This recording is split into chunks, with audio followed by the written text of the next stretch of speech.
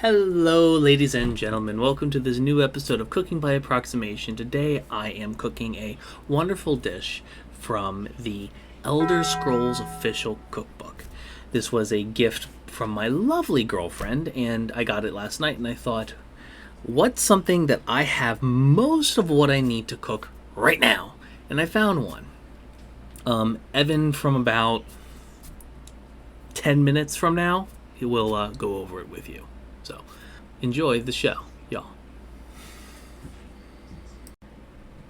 First, we're going to start by propping up our book, which is, again, the Elder Scrolls official cookbook, a wonderful gift from my girlfriend that I'm very appreciative for. Don't put it on the stove next to a hot burner like I did, otherwise, fire hazards, people. But this honey pudding is going to be very, very good, and it hails from the Khajiit people. Start with a medium heated saucepan or bowl with 2 cups of milk in it, and make sure that your GoPro is actually secured so you don't have what tumble down and fall like mine did. Hello, ladies and gentlemen. It is at this point in the video I realized that my GoPro that did not actually record everything that it was supposed to. It missed the fact that I didn't have vanilla extract, so I had to use some old ass agave nectar that I found in my cabinet.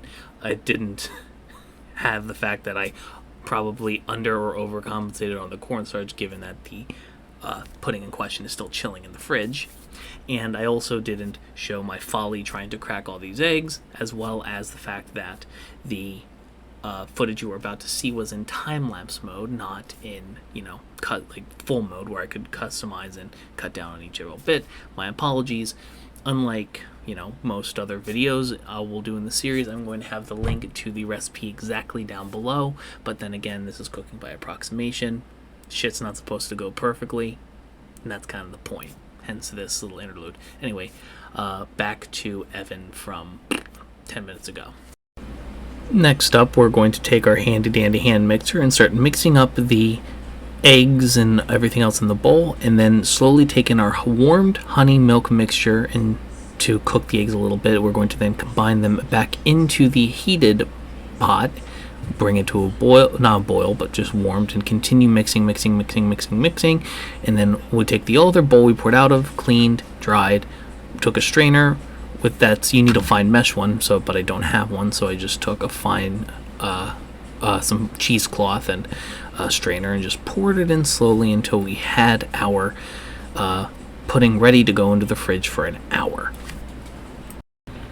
So after about an hour, I take out the pudding just to assess what's going on with it, and it's still very liquidy. Scraping the bottom, there is a viscous substance, which is, I think, what the pudding should have been as a consistency. That, or it was just cornstarch. I put it back in for another hour and even put it in the freezer, and still nothing. And unfortunately, this turned into just a very sweet bowl of milk. So, what have we gained and what have we lost? Well,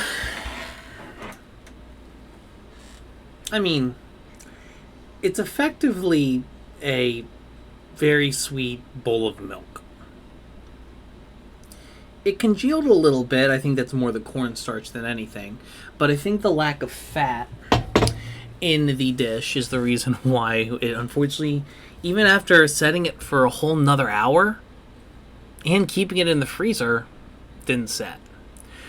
The cocoa powder gives a little extra flavor that I will admit tastes very, very good, but unfortunately, this is a prime example of why a lot of the stuff we're going to be doing in this series is going to be cooking and not necessarily baking or desserts, unless it's a very, very forgiving type of pastry or dessert.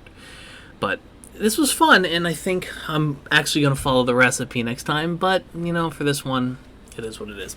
Ladies and gentlemen, thank you for watching this video of Cooking by Approximation, and we'll see you guys next time. Toodles.